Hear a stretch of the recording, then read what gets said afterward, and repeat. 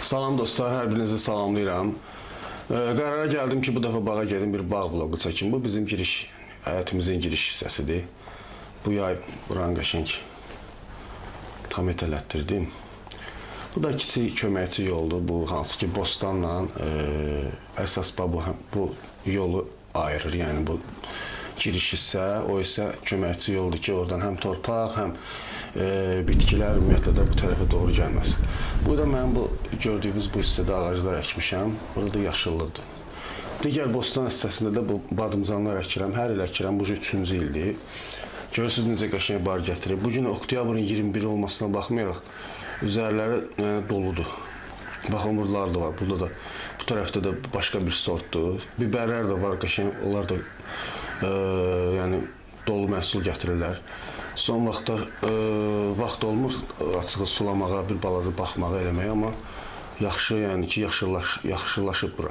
Göyərtlər də əkirəm bura. Hərdən gəlirəm yeri beləyib əkirəm. Bu kənar hissədə isə bu üzüm ağaclarıdır. Bunları bu il əkmişəm. Gələn il artıq normal qaydaya düşəcək. Bu da biberlərdir. Onlar da qəşəng inkişaf eləyirlər. İnşallah hələ ki yəni solmurlar, hələ ki yaxşıdır vəziyyət. Amma yəqin ki, bir 15-20 gündən sonra havalar dəhşət soğuyandan sonra bu bitkilər də artıq yavaş-yavaş yəni ki, məhv olmağa başlayacaq. Bu da belə çəkmişəm, göstərim ki, bütün ləklərdə, bütün yəni ki, tinklərin üstü doludur. Bu da mənim balaca bağ evimiz. Hələ tikib qutaranmamışıq. Buranı da qəşəng beton eləmişik, altı baseynlə, amma yenə burada görürsünüz, dam işi qalıb, dam dəyişməlidir, bir də kraskalamalıdır, boyanmalıdır ev. Yenə də həyət evində iş bitmir, biraz qalıb bu işlərimiz. Amma ümumi götürəndə normaldır, yaşıllıqdır, yayda vəbşə ümumiyyətlə sərin olur. Çünki yaşlı ağaclar var içəridə. Bu rozmarindir, bunu da keçən il əkmişdim. Bir balaca inkişaf eləyib, çox yaxşı bitkidir. Sadəcə su məsələsi biraz problem olduğuna görə çox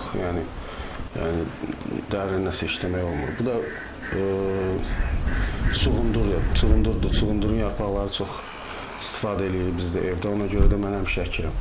Bu isə petruşkadır. Bu da keçən ildən əkmişdim, yəni. Toxum verdi, sonra toxumları təzədən dərdim, yenə diblərdən başladılar bitməyə.